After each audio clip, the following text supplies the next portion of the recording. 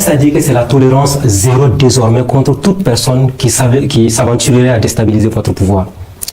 Ne dites pas notre pouvoir, je dirais toute personne qui voudrait, c'est-à-dire se mettre en travers de la marche de ce peuple-là. Il n'y aura pas de sentiment. Les amis, je ne veux pas vous en dire plus, mais je veux que vous écoutez et vous-même vous me direz en commentaire ce que vous pensez de la décision de son Excellence le capitaine Ibrahim Traoré. Ça, c'est terminé. Nous avons assez sensibilisé, nous avons assez parlé aux gens. Et voilà, c'est pas comme si on ne les connaît pas, nous les connaissons. Certains sont venus ici, nous les avons dit, on vous flatte. L'impérialisme n'a pas d'amis. Peut-être que certains se sentent obligés parce qu'ils ont peut-être des serments qu'ils ont prêtés avec les impérialistes et ils les font aller au bout. C'est fini. C'est fini. Monsieur le Président, des sous-officiers, des officiers aujourd'hui, est-ce que toutes ces arrestations ne montrent pas qu'il y a un malaise au sein de notre armée au Burkina Faso? Pas de malaise. Ce sont des individus manipulés. Voilà. Il n'y a pas de malaise. Les hommes se battent au front. Il n'y a aucun malaise. Et si vous regardez ceux qui sont dans ces situations-là, ce n'est pas forcément des gens venus du front. Donc des Burkinabés se battent. On ne peut pas concevoir que d'autres qui sont en arrière et se permettent de rentrer dans certains projets. Et en fait, il faut reconnaître que les impérialistes, ils sont très malins. Ils peuvent prendre quelques individus avec qui ils traitent, et ces individus se sentent obligés d'aller au bout parce qu'ils sont menacés aussi. S'ils ne vont pas au bout, c'est qu'ils ont pris ou bien les serments qu'ils ont prêtés avec eux, ils auront des problèmes. Mais ils vont embarquer d'autres personnes dedans. C'est peut-être que les gens sont intelligents. Mais voilà, il n'y a pas de problème majeur. Tout le monde ne sera pas d'accord, mais ça fait partie. Excellence, l'un des gros sujets d'intérêt pour la population, c'est bien la question sécuritaire, la sécurité et la défense. Une année après, le Burkina qui continue d'essuyer de lourdes attaques, comme on l'a vu à Conakry il y a quelques semaines. Alors, 53 morts, ce fut énorme, Monsieur le Président. On aimerait un peu comprendre ce qui s'est réellement passé. Les batailles, il y a des morts. Mais 53, on trouve ça trop. Sûrement que quelque chose n'a pas fonctionné. Les enquêtes sont en cours aussi. S'il y a des choses qui n'ont pas fonctionné à notre niveau, qu'on puisse régler ça rapidement. Mais il faut reconnaître que Combri, c'était une action audacieuse. C'était très audacieux parce que c'est une zone qui a été abandonnée, qui était sous contrôle terroriste. Donc, vous savez très bien, depuis 2021, personne n'y a mis pied. Il faut y aller. Toutes ces zones où on est absent depuis des années, nous allons y aller. Ce sera des batailles très dures, il faut s'y attendre. Mais nous sommes là pour ça. Il faut qu'on y aille. Alors, pour rester dans cette région, Tangay, c'est une des communes rurales qui a été reconquise il n'y a pas très longtemps, avec à la clé l'installation d'une base militaire et même le retour des populations. Sur le terrain, vous pouvez le constater. Voilà. Il y a des choses même que nous voyons souvent qui ne nous plaisent pas forcément. Parce qu'il arrive que certains communiquent, on a reconquis tel village, les gens ont rejoint. Peut-être que d'autres personnes contestent ça, notamment sur vos plateaux télé. Mais ça constitue des victoires pour vous. C'est symbolique en termes de victoire pour vous, naturellement. Je suis d'accord, oui. Mais vous voyez ce qui se passe lorsqu'il y a ce débat-là. D'autres disent oui, c'est reconquis, d'autres disent non. Les villageois se mettent à se filmer eux-mêmes dans leur village pour prouver que c'est reconquis, les voilà au marché, ainsi de suite. Bon, nous, dans notre stratégie, je dirais, ça ne nous plaît pas trop. Nous voulons que ça... Ceux qui veulent le constater, ils peuvent aller sur le terrain. Il y a des zones aujourd'hui, vous partez, vous circulez. Donc c'est mieux que les gens aillent constater. Mais on ne veut pas que les gens s'exposent en se filmant et puis en montrant. Le Premier ministre a dit il y a quelques mois qu'on était à 60% de couverture du territoire. Quelques mois plus tard, nous sommes à 1 an de votre pouvoir, du MPSR2. Vous pouvez quand même donner une idée de la reconquête du territoire burkinabé à l'ensemble des citoyens qui nous regardent. Il n'y a pas cette partie du Burkina où nous ne pouvons pas mettre pied. Les populations de Djibo, de Dori qui nous regardent diront nous sommes sous blocus, il faut des convois pour venir vers nous. Oui. Même si demain nous sommes à 100%, on fera peut-être des escortes, on va protéger nos itinéraires. Parce que c'est une guérilla, c'est une guerre. 2, 3, 4 individus sortent et voilà, commettent des dégâts sur quelques camions et puis ils disparaissent. Et voilà, donc on va toujours protéger nos itinéraires, on va toujours escorter nos commerçants et tous ceux qui se déplacent. Alors l'une des plaintes, c'est le temps que ça met. Je prends l'exemple de la ville de Nouna qui a été ravitaillée rien que le mardi, mais là on a mis pratiquement 1 mois pour ravitailler cette localité-là. Bon, peut-être le délai est dû peut-être aux conditions du terrain. Avec la saison, peut-être c'est pas facile.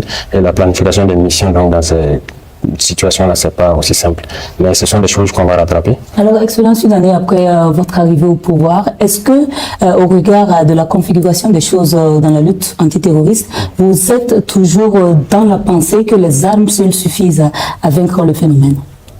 Nous ne sommes pas dans les armes seules. Nous sommes dans la communication aussi, n'est-ce pas? On a fait comprendre que nous connaissons le problème et que les gens devraient s'abstenir de se lancer donc dans ces mouvements-là. Parce qu'on sait ce qui a amené les gens à prendre des armes, éventuellement à rejoindre les camps de ces criminels-là. Ça, c'est de la communication. On a assez communiqué pour le dire, de se soustraire de cette lutte-là, parce que nous savons ce qui a amené ça. Voilà, on a sensibilisé beaucoup. Ça fait une partie. Les armes, ça fait bien sûr partie. Mais il y a le développement aussi. Donc nous avons lancé les deux volets en même temps. On crée de l'emploi, on crée des opportunités. C'est ça l'objectif. Est-ce que les Burkinabés qui ont pris des armes contre leur pays, vous êtes prêts à faire des démarches, même si elles sont souterraines, parce que le retour de la paix n'a pas de prix? Démarches souterraines. Je veux parler des négociations éventuellement ou des dialogues avec certains Burkinabés. On ne les connaît pas. Qui les connaît? On ne les connaît que lorsqu'ils apparaissent avec les armes et voilà. Donc, on ne sait pas avec qui on va dialoguer. C'est pour ça justement qu'on parle sur les antennes, pour que chacun puisse comprendre que ce n'est pas la bonne formule et qu'ils doivent arrêter. Mais si les gens ne déposent pas les armes, voilà, on passe par la manière des armes aussi. Alors, il y a environ 5 mois, vous disiez que la guerre était au stade de l'introduction. Alors, à ce jour, la guerre est à quel niveau? Je dirais qu'on est toujours à l'introduction, parce que l'équipement qui doit venir, ça commence un peu. On n'est même pas à 10% d'abord. La guerre n'a pas encore commencé? Nous sommes à l'introduction, comme on l'a dit. Les opérations sont plus aériennes et souvent aéroterrestres. Nous avions beaucoup de soucis. Que ce soit l'effectif, l'organisation, l'équipement, ce n'était pas ça. On se disait qu'il y avait de la logistique, des armes et tout, mais on ne voulait pas nous donner. Mais on est arrivé, on a constaté que ce n'était pas le cas. Il n'y avait rien, les gens n'ont pas préparé la guerre. Maintenant que ça fait des années de guerre. La première des choses, c'était de chercher à savoir qu'est-ce qu'il y a dans nos soutes. Il n'y avait rien. Il n'y avait rien, on ne pouvait même pas trouver 200 Kalachnikov en réserve. Pour l'ensemble du territoire burkinabé? Bien sûr. 200 Kalachnikov? Il n'y en avait pas en réserve dans les soutes. Okay. On a envoyé des missions à aller vérifier. Vous pouvez aller, vous êtes des journalistes, allez-y au niveau du matériel, vous avez demandé en octobre qu'est-ce qu'il y avait, quelle quantité de munitions il y avait. On ne pouvait pas communiquer. Ce n'était pas nous en son temps qui allons sortir et dire ok, nous on croyait que, mais c'est pas ça, c'est une information qu'on donne aux terroristes. Il fallait s'équiper, être à un niveau. Aujourd'hui, je peux le dire, parce que nous avons au moins 10 000 fois peut-être cette quantité aujourd'hui. Donc, Excellence, quand pouvons-nous véritablement estimer le début de cette guerre? Ça a débuté, comme je l'ai dit, parce qu'il y a eu quand même de l'équipement qui est venu. Nous sommes à l'introduction. Voilà, donc dans le développement maintenant. Oui, ne vous en faites pas. Vous ferez partie des grosses missions dans les jours à venir. Avec plaisir, Excellence. Je voudrais qu'on reste là-dessus une fois encore. Vous avez dit au début, c'était des petits problèmes logistiques et de considération de la vie humaine. Est-ce qu'une année après, vous maintenez les mêmes propos? Je dirais même, pire que ça. Parce que nous n'avons pas compris comment on n'a pas pu s'équiper, avoir un minimum pour faire la guerre. On était très surpris de voir qu'on n'avait rien. Même le côté logistique, les gens quittaient, lorsque vous voulez organiser des opérations dans un groupement, vous quittez Kaya ou Bobo pour venir à Ouagadougou. Vous gagnez quelques 5-7 pick-up, vous êtes content, vous repartez, vous faites, et vous venez réintégrer ici. Aujourd'hui, aucun groupement ne vient à la portion centrale pour chercher ses moyens. Ils ont tous leurs moyens, ils font leurs opérations. C'est en un an. N'est-ce pas l'occasion pour vous de faire la lumière sur l'audit au niveau des forces armées? Parce que vous avez dit qu'il n'y avait rien. Tout cet argent qu'on investissait, finalement, dont on parlait, est-ce que vous êtes prêt à faire toute la lumière? Parce qu'il faut quand même faire un audit pour comprendre pourquoi on n'avait pas des armes alors qu'on était en guerre depuis près de 7 ans.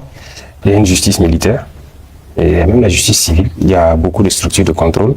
Nous avons donné le temps. Et je pense qu'on est même allé loin. Vous avez vu entre-temps une réorganisation dans la justice militaire. Est-ce que vous avez cherché à comprendre ce qui s'est passé? On va même réorganiser parce qu'il y a des dossiers qui sont là-bas. On dit qu'il faut que ça avance vite. Il faut que les Burkinabés sachent ce qui se passe. Les officiers milliardaires en question, vous en avez parlé. Est-ce que vous allez les traquer jusqu'à leur dernier retranchement afin qu'ils rendent au peuple ce qu'ils ont pris indûment? Ce que je souhaite, même, ce n'est pas les officiers seulement qui sont fautifs dans cette affaire. Il y a des militaires et des civils. Vous savez très bien. Vous savez qu'il y en a qui ont été découverts, mais est-ce qu'ils ont été jugés? Rien. Allez-y aussi demander à la justice, faites vos enquêtes, demandez-leur quelle est la situation. Parce que je pense que lorsqu'il y a des situations comme ça, il y en a même qui ont... Voilà, il y a des structures de lutte contre la corruption qui ont porté plainte contre certains individus dans ce pays, dans ce cadre-là, mais il n'y a rien eu, non. Excellence, on va s'intéresser également à celle au sein de l'armée. C'est un aspect qui vous tient à cœur, mais il y a également un volet important sur la cohésion et l'entente au sein de cette armée. Bien avant votre arrivée, plusieurs observateurs avaient fait cas de division et de gestion clanique au sein donc de notre armée. Mythe ou réalité? Et si réalité, est-ce que vous êtes parvenu à restaurer la cohésion? que je vous dis, la question de cohésion, il faut le prendre sur plusieurs angles. D'abord, on a dit une armée qui combat par non-MD, par cotisation. C'est compliqué. Quand on dit unité, je pense que c'est du français. L'unité, ça fait un. Mais l'armée, c'est des unités. Mais on n'avait pas d'unité en tant que telle. Juste quelques unités constituées. Donc, il fallait se réorganiser. Aujourd'hui, nous avons plusieurs bataillons. Des hommes qui sont ensemble, qui se connaissent très bien et qui travaillent ensemble. Ça, déjà, la cohésion commence par ça. Lorsque vous êtes ensemble, vous vivez ensemble, vous affrontez les terrains ensemble, vous ne pouvez qu'être unis. Donc, nous sommes dans cette phase et tous les combattants sont unis. Ils sont dans des unités et ils sont en bonne cohésion. Ce que vous entendez un peu par-ci par-là des problèmes de cohésion, je dirais que ce n'est pas des problèmes en tant que tels. Voilà, c'est des individus. Vous savez, il y en a qui ne croient pas du tout qu'on peut aller nous-mêmes. Pour vous dire clair, lorsque nous avons décidé de nous séparer de certains partenaires, il y a des officiers qui ont carrément écrit, les fiches sont là, d'autres sont venus nous voir, on ne va pas tenir un mois. En fait, ils sont pessimistes, ils ne croient même pas en eux. Donc ces gens vont véhiculer des messages. Voilà, en ville et tout, il y a problème de cohésion, on n'est pas d'accord avec ça.